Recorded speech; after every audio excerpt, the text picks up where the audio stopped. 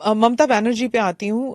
Chief minister ने कहा है कि बीजेपी जो है ये हिंदू मुसलमान का खेल कर रहे हैं और उन्होंने ऑडियंस को कहा कि आपकी प्रॉपर्टियां छिन जाएंगी, आपके बच्चों का एजुकेशन खत्म हो जाएगा, आपको डिटेंशन कैंप में भेज दिया जाएगा।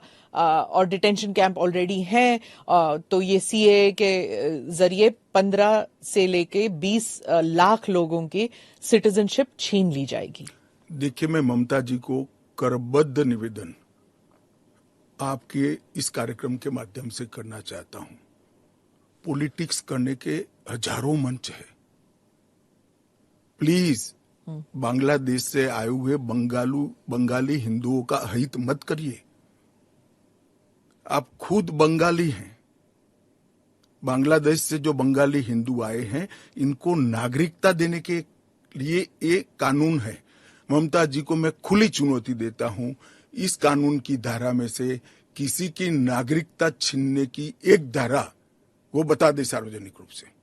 वो खौफ पैदा कर रही है, हिंदू और मुसलमानों के बीच में विखवाद कराना चाहती है, अपनी वोट बैंक का कंसोलिडेशन करना चाहती है। ममता जी, इसको मत रोकिए। करने जैसा काम है, घुसपैठ रोकिए। नहीं रोक रही है वो नहीं कर रही। आप हमें कोऑपरेट नहीं कर रही।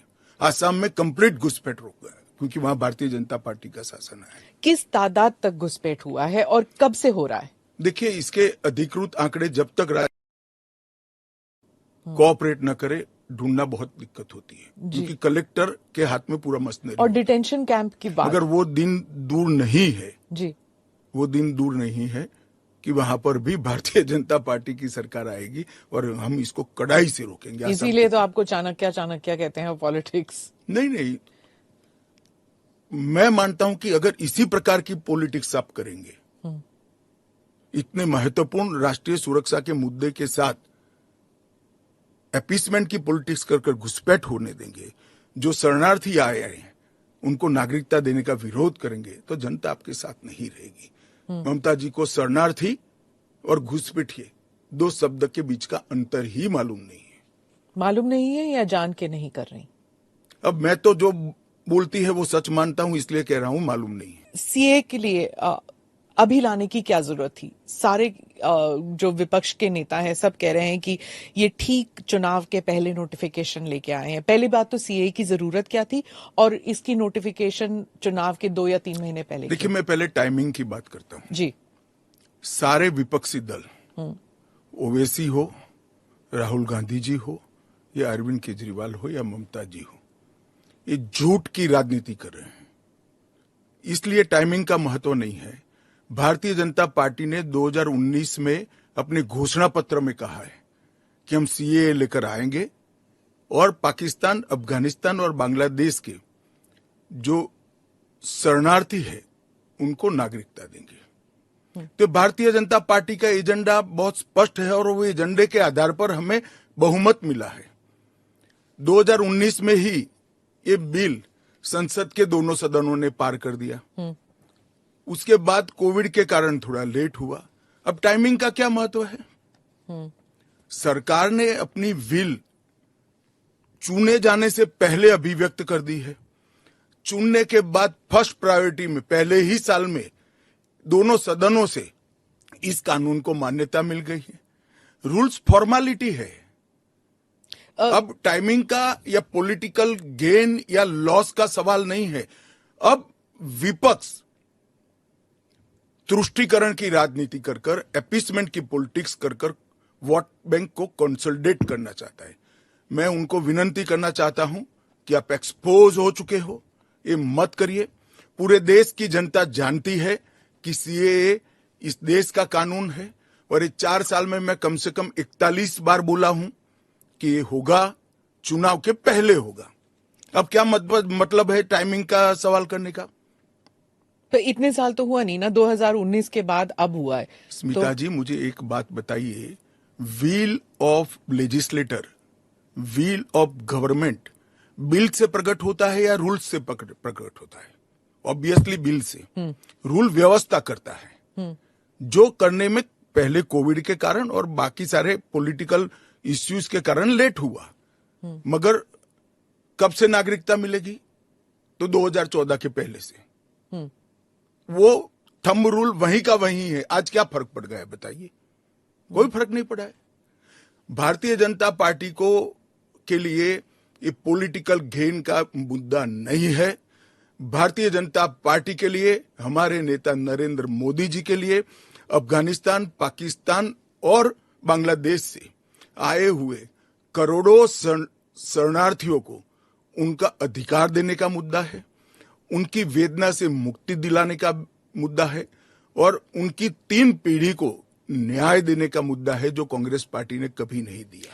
आप कह रहे हैं करोड़ों लोग यहाँ आएंगे, लेकिन ये पॉलिटिकल नहीं है, मतलब आपको कोई पॉलिटिकल फायदा नहीं होगा। लेकिन जो विपक्ष है वो कहती है कि आप एक नया वोट बैंक बना रहे हैं, बीजेपी एक नया वोट बैंक बना रही है अपने लिए। देखिए, विपक्ष को और कोई काम नहीं। उन्होंने तो सर्जिकल स्ट्राइक और एयर स्ट्राइक को भी बताया कि आपका पॉलिटिकल फायदा है, तो क्या हम टेररिज्म पर कदम न उठाए?